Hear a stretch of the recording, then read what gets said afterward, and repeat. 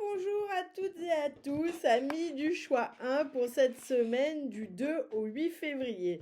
Je tiens à vous présenter mes excuses pour ces 2 semaines d'absence, mais voilà, j'étais en pleine organisation de salon pour celles et ceux qui sont venus le savent, et puis pour les autres, voilà, je vous donne la raison, je ne vous ai pas oublié, mais il y a un moment, j'organisais un salon et je participais à un gros salon, donc je ne pouvais pas être partout en même temps. Voilà, donc vous me retrouvez et tout va bien se passer. Bien, notre carte de la semaine, celle qui va nous donner la tendance de la semaine à mi-juin, c'est la Lune ici. Alors effectivement, la Lune, c'est pas complètement irrationnel qu'elle sorte, puisque le 1er février, donc lundi, non, dimanche, pardon, dimanche, on est en pleine Lune. Donc là, il y a vraiment, avec cette Lune, on a la notion de partir sur un nouveau cycle, quelque chose de nouveau qui arrive et qui durera a priori le temps d'un cycle, d'accord? Alors ça peut être un cycle de 9 ans, ça peut être aussi un cycle de lune qui est, je crois, 30 jours ou 28 jours, je ne sais plus, un cycle menstruel, enfin voilà. En tout cas, il y a une notion ici de nouveau cycle qui arrive dans lequel on est. Bien, allez, commençons avec notre oracle de le miroir de l'alchimiste que vous retrouvez en boutique. Voyons voir ce qu'il a à nous dire pour cette semaine, pardon, du 2 au 8. Oh là là, bon. Oh. Alors, on a le Capricorne, la Balance et on a la Fragilité qui viennent de sauter. Excusez-moi, parce que moi les cartes, quand elles parlent, c'est pas elles parlent, c'est elles bondissent littéralement. Allez, voyons voir ce qu'il a à nous dire pour cette semaine du 2 au 8 pour nos amis du choix 1. Allez, hop.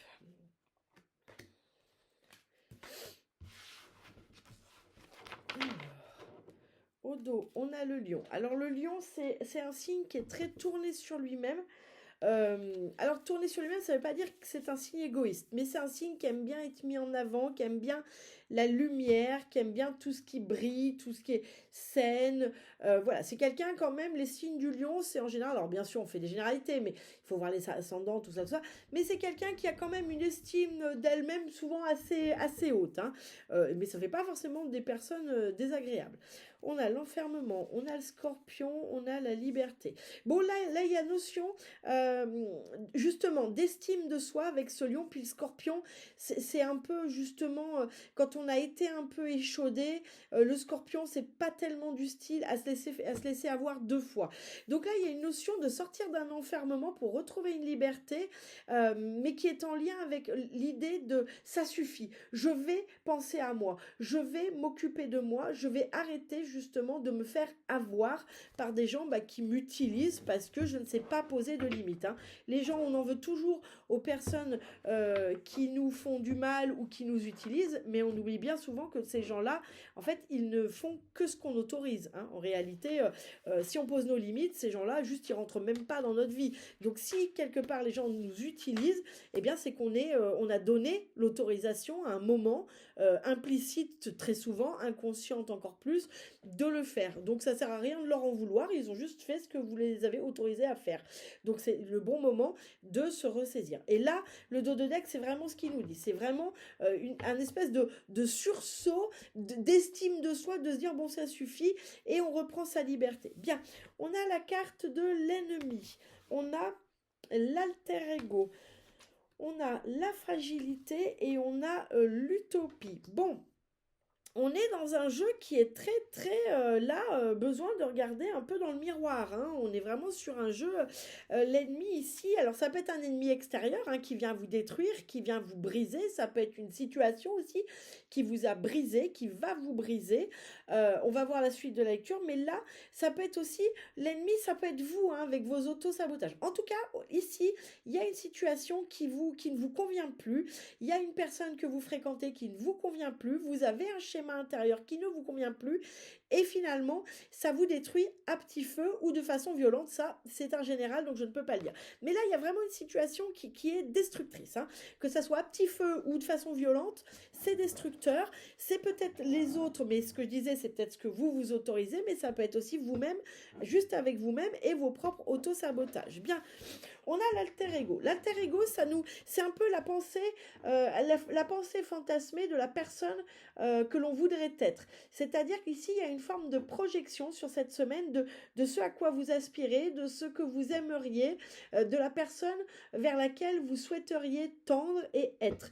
Alors ça, c'est très intéressant parce que c'est souvent le déclencheur justement d'une prise de décision, de se dire mais moi, je voudrais vivre ça ou je voudrais être ça, et une prise de décision dans le sens, on rentre en action pour réellement atteindre ses objectifs.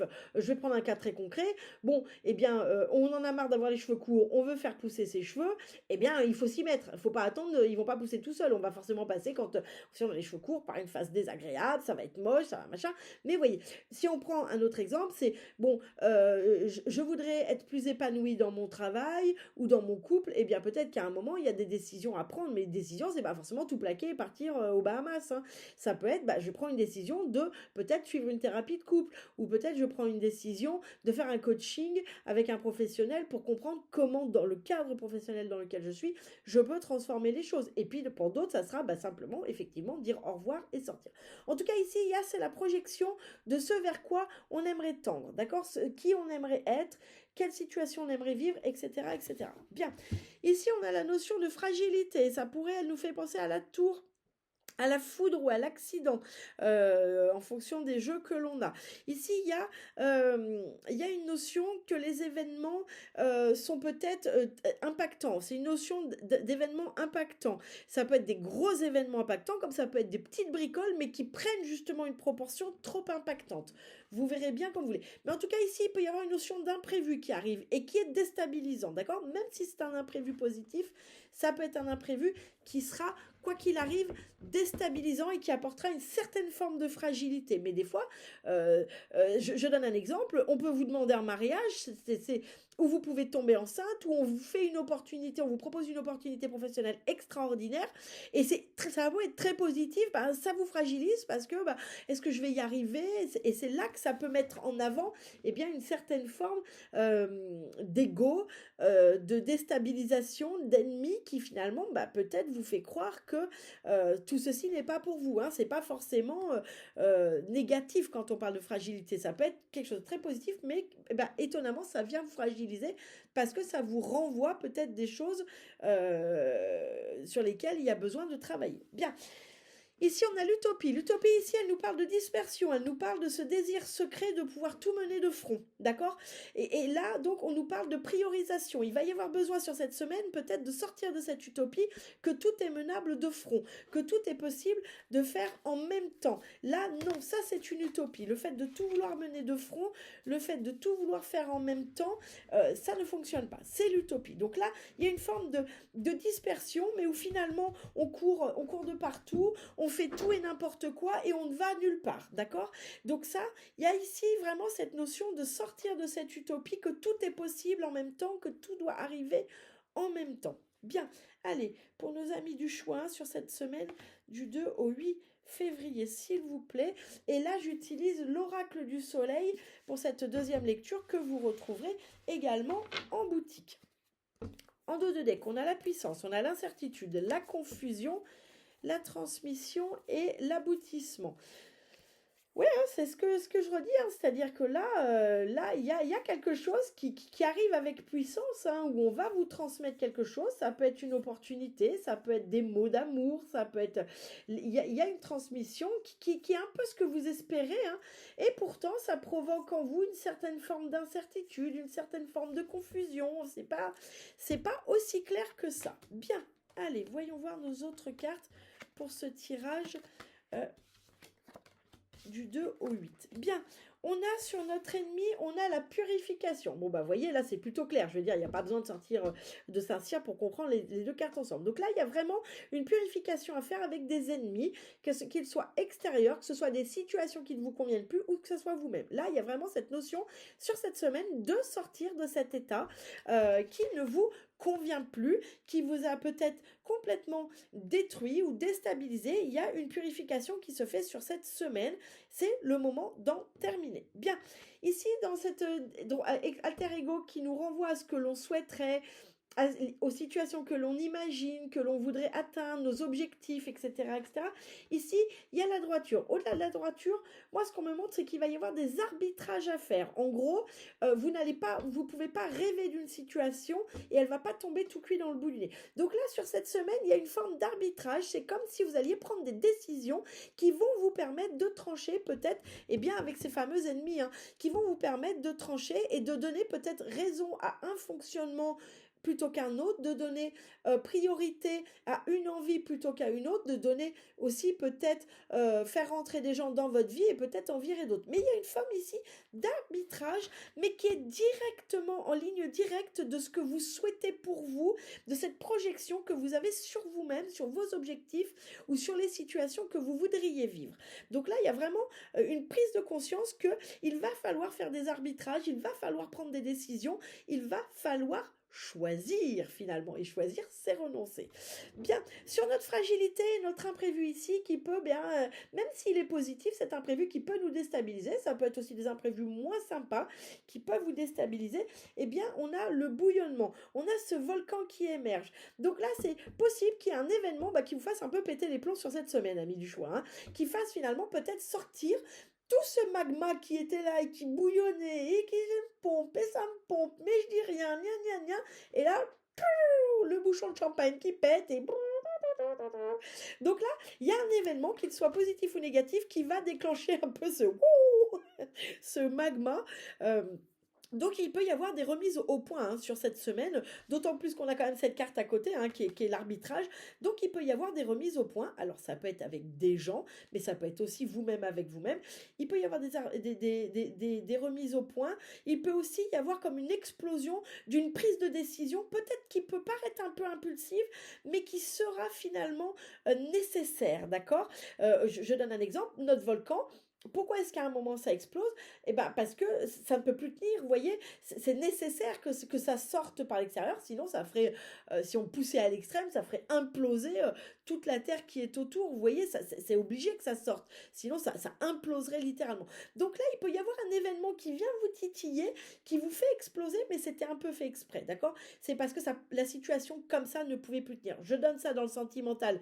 Alors vous l'appliquez, si ça ne va pas, vous faites pas des nœuds à la tête, vous n'allez pas emmerder votre conjoint ou votre conjointe si tout va bien dans votre couple. Mais par exemple, vous savez que vous êtes dans un couple où ça va pas trop, où vous sentez bien que c'est pas foufou, et il y a un truc qui vous fait vriller, vous recevez un message qui est un peu tendancieux, vous interceptez un message qui est un peu tendancieux, un truc comme de cet ordre-là, qui vous fait vriller et qui fait que vous foutez l'autre dehors. Vous voyez, cette situation que vous deviez faire depuis longtemps et que vous n'arriviez pas à faire, c'est possible qu'on vous aide. Ça peut être ça. Ça peut être aussi quelqu'un qui vous demande un service pour la 200 millième fois et qui vous dit jamais merci, et là, vous lui dites le reste, quoi.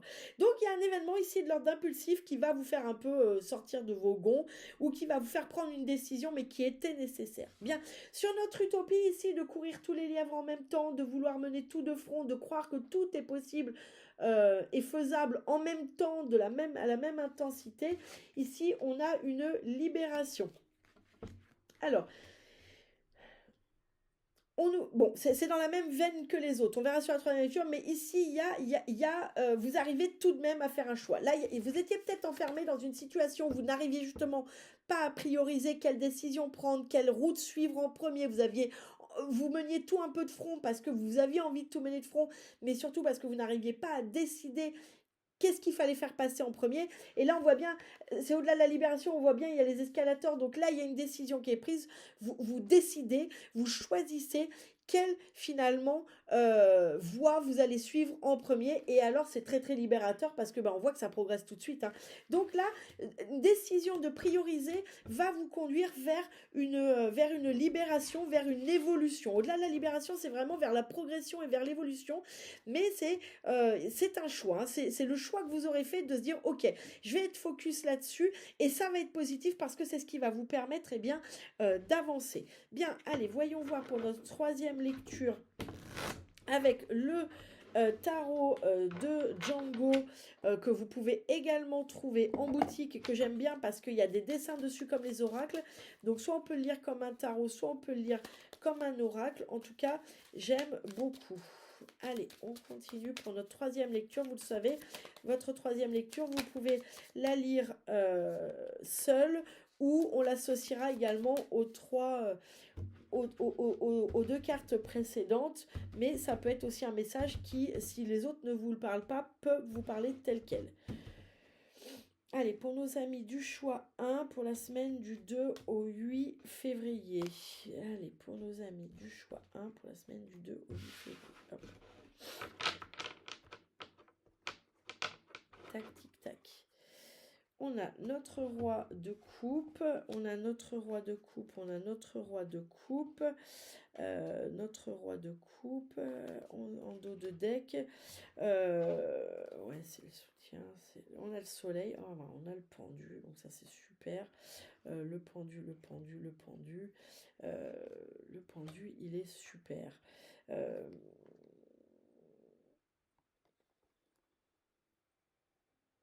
Bon, on a notre roi de coupe qui est un homme, le roi de coupe c'est un homme qui est dans l'émotionnel, mais c'est un homme de soutien émotionnel, d'accord? Ça pourrait être un soutien matériel. Là, non, on est sur quelqu'un qui est de bons conseils. On est sur quelqu'un qui est mature dans ses conseils émotionnels. On est quelqu'un qui sait bien gérer ses émotions et qui peut vous conseiller. Alors, ça peut être vous, si vous êtes le conseiller d'autres personnes, mais comme ça peut être vous qui avez besoin d'un ami masculin ou féminin, plutôt masculin dans ce tirage, mais c'est un général, donc voilà. Qui peut vous apporter du soutien dans une situation. Bon, là, on a peut-être que là vous cramez un peu la chandelle par les deux bouts pour certains et certaines d'entre vous. Il y a une notion aussi de se laisser embarquer par une situation qui est pas folle. Et là, ce qu'on vous dit, c'est que il va y avoir besoin de voir les choses autrement. Et le autrement, c'est peut-être ce roi de coupe, c'est-à-dire d'en parler à quelqu'un qui a un regard forcément différent sur la situation que vous.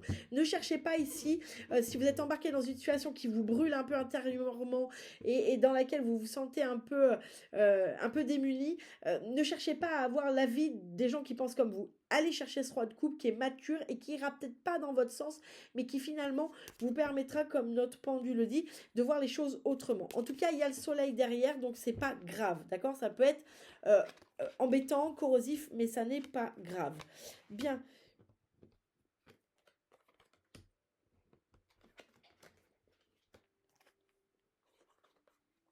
On a notre 10 de denier qui nous parle ici de collectif. Le 10 de denier, il nous parle d'argent qui rentre. Il nous dit que là, tout va bien. D'accord? Il y a une somme d'argent qui rentre, mais c'est peut-être une somme d'argent en lien avec un collectif. Peut-être faites-vous partie d'une coopérative et cette coopérative vous reverse de l'argent parce que vous avez pris un abonnement qui vous permet de cumuler des points ou vous avez eu des actions qui vous permettent de toucher de l'argent. Ça peut être une banque coopérative aussi qui vous fait une rétrocession d'argent ou des frais que vous arrivez à négocier. Ça peut être un héritage qui tombe. Ça peut être un ticket de loto que vous avez joué à plusieurs qui gagne.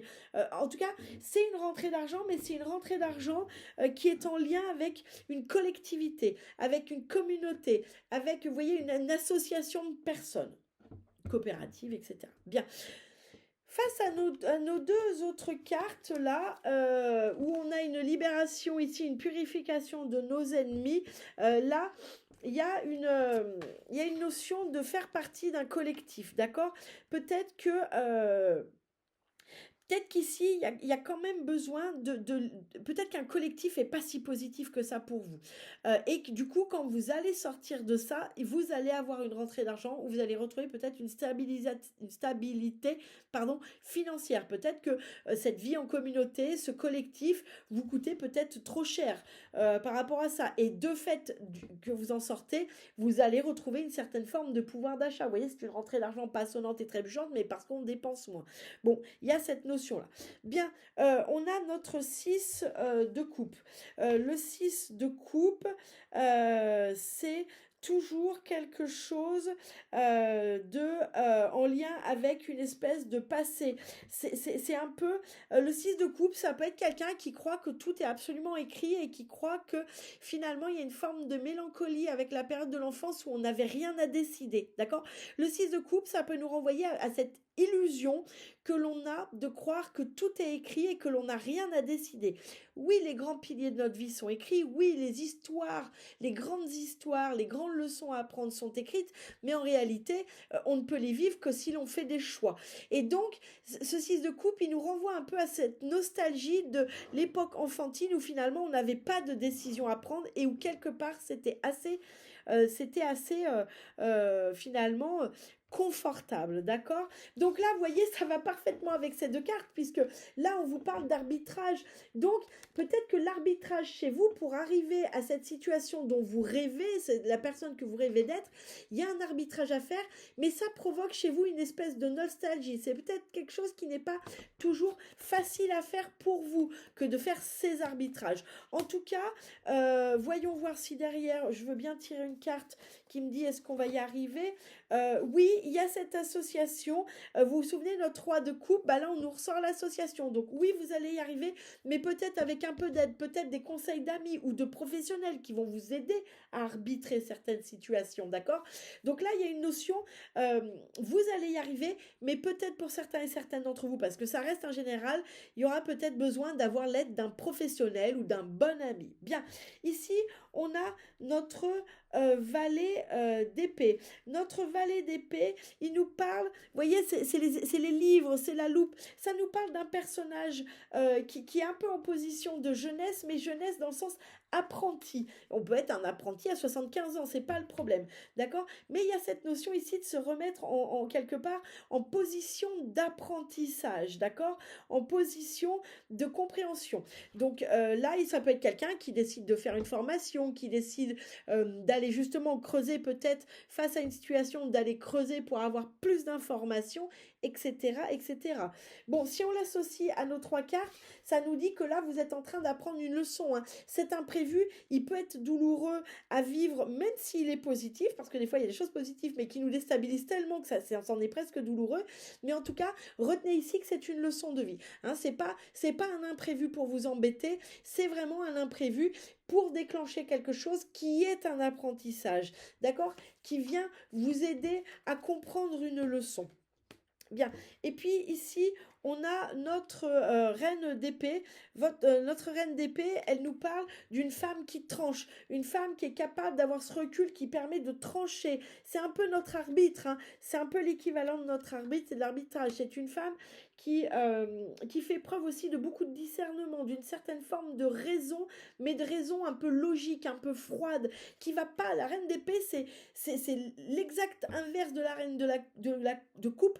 C'est absolument pas une femme qui se laisse embarquer par ses émotions. Donc ici, on vient nous parler on vient nous parler de trancher, de libération, mais de libération froide et logique. C'est-à-dire qu'on prend des décisions avec discernement. On prend des décisions avec la raison et pas avec l'émotionnel. On fait preuve d'une certaine forme de sagesse, mais de sagesse rationnelle, vous voyez. Bon, si on l'associe à nos deux autres cartes, ici on a donc cette notion de sortir de cette utopie en faisant un choix, en se disant j'ai compris que je ne pouvais pas tout mener de front, je décide de commencer par ça, qui amène à une progression, à une libération, et vous voyez, on voit bien que sortir de cette utopie, c'est en lien direct avec le fait, il va falloir arrêter de... L'utopie, c'est les émotions, c'est croire que tout est possible, alors, tout est possible, mais pas tout en même temps. Mais ça, c'est l'utopie de croire que tout est possible en même temps, c'est les émotions, c'est notre côté émotionnel qui veut y croire, un peu rêveur et tout. Et là, Et là, en fait, sortir de cette utopie pour faire ce choix qui va vraiment amener à la libération, parce que c'est le mot qu'on a, mais vraiment, mais à l'évolution, à la progression, ça va être au prix d'une décision tranchée et froide. C'est-à-dire que là, vous ferez ce choix, mais ce sera un choix tranché et froid, pas parce que c'est peut-être le meilleur, c'est juste parce que à un moment, il faut bien faire un choix. Et ben je fais celui-là parce que c'est ce qui raisonnablement me paraît être le plus intelligent. Et c'est banco, et c'est gagnant parce que c'est ce qui va vous permettre. On s'en fiche du choix que vous faites. C'est le fait de choisir et de se mettre à 100% dans une voie plutôt que d'en faire 25 et de se disperser. Et du coup, c'est ce qui va vous permettre de vous libérer et de progresser. Bon, écoutez, c'est un super tirage pour vous cette semaine. Bon, on comprend mieux pourquoi notre lune est là. Hein. Effectivement, on comprend bien cette notion de nouveau cycle, d'apprentissage. Bon, vous vous embarquez sur un nouveau cycle, mais on comprend bien où il va vous amener. Hein. La dernière carte, c'est le trèfle, ça nous parle de chance. Saisis la chance qui passe à ta portée. Apprécie les bons moments, savoure l'instant qui s'offre à toi en toute lucidité. Bon, je crois qu'il n'y a rien à redire parce que c'est bien ce qu'on a dit. Je vous souhaite une excellente journée et je vous dis à très bientôt et bonne semaine.